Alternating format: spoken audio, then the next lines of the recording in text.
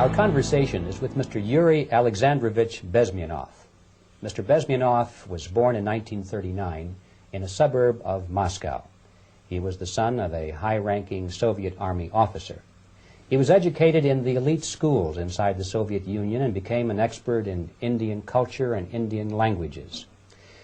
He had an outstanding career with Novosti, which was and still is, I should say, the press arm or the press agency of the Soviet Union. It turns out that this is also a front for the KGB. He escaped to the West in 1970 after becoming totally disgusted with the Soviet system, and he did this at great risk to his life. He certainly is one of the world's outstanding experts on the subject of Soviet propaganda and disinformation and active measures. When the Soviets use the phrase ideological subversion, what do they mean by it? Ideological subversion is the process which is legitimate, overt, and open. You can see it with your own eyes. All you have to do, all American mass media has to do, is to unplug their bananas from their ears, open up their eyes, and they can see it. There is no mystery. There is nothing to do with espionage. I know that espionage intelligence gathering looks more romantic. It sells more deodorants through the advertising, probably. That's why your Hollywood producers are so crazy about James Bond type of thrillers. But in reality, the main emphasis of the KGB is not in the area of intelligence at all.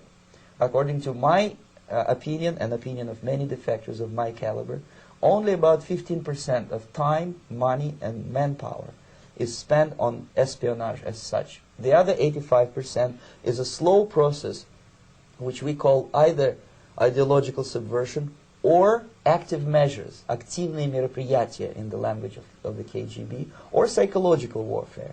What it basically means is to change the perception of reality of every American to such an extent that despite of the abundance of information, no one is able to come to sensible conclusions in the interests of defending themselves, their families, their community, and their country. It's a great brainwashing process which goes very slow, and it's divided in four basic stages. The first one being demoralization. It takes from 15 to 20 years to demoralize a nation. Why that many years? Because this is the minimum number of years which requires to educate one generation of students in the country of your enemy, exposed to the ideology of the enemy. In other words, Marxism-Leninism ideology is being pumped into the soft heads of at least 3 generations of American students without being challenged or counterbalanced by the basic values of Americanism, American patriotism. The demoralization process in the United States is basically completed already. For the last 25 years. Actually, it's overfulfilled because demoralization now reaches such areas where previously not even Comrade Andropov and all his experts would even dream of such a tremendous success.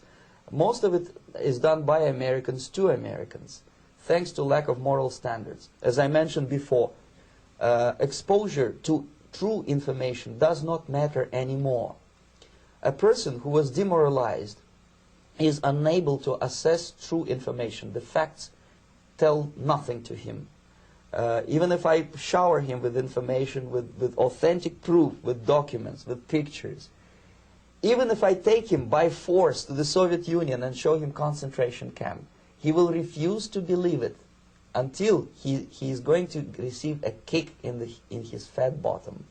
When a military boot crashes then he will understand, but not before that. That's the tragic of the situation of demoralization. So the next stage is destabilization. This time, subverter does not care about your ideas and the patterns of your consumption. Whether you eat junk food and get fat and flabby, it doesn't matter anymore. This time, and it takes only from 2 to 5 years to destabilize a nation, what matters is essentials: economy, foreign relations, defense systems. And you can see it quite clearly that in some areas, in such sensitive areas as defense and economy, the influence of Marxist-Leninist ideas in the United States is absolutely fantastic. I could never believe it 14 years ago when I landed in this part of the world that the process will go that fast. The next stage, of course, is crisis. It may take only up to 6 weeks to bring a country to the verge of crisis. You can see it in Central America now. And after crisis, with a violent change of power, structure, and economy, you have so-called the period of normalization. It may last indefinitely.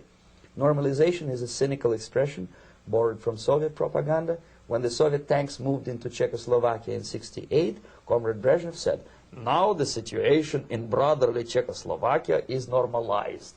This is what will happen in the United States if you allow all these schmucks to bring the country to crisis, to promise people all kind of goodies and the paradise on earth, to destabilize your economy, to eliminate the principle of free market competition, and to put a big brother government in Washington, D.C., with benevolent dictators like Walter Mondale, who will promise lots of things, never mind whether the promises are fulfillable or not.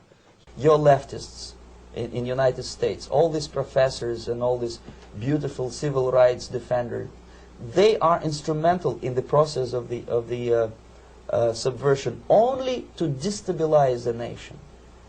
When their job is completed, they are not needed anymore. They know too much. Some of them, when they get disillusioned, when they see that Marxist-Leninists come to power, obviously they get offended. They think that they will come to power. That will never happen, of course. They will be lined up against the wall and shot. But they may turn into the most bitter enemies of Marxist-Leninists when they come to power. And that's what happened in Nicaragua. You remember most of these former Marxist-Leninists were either put to prison or one of them split, and now he's working against Sandinistas.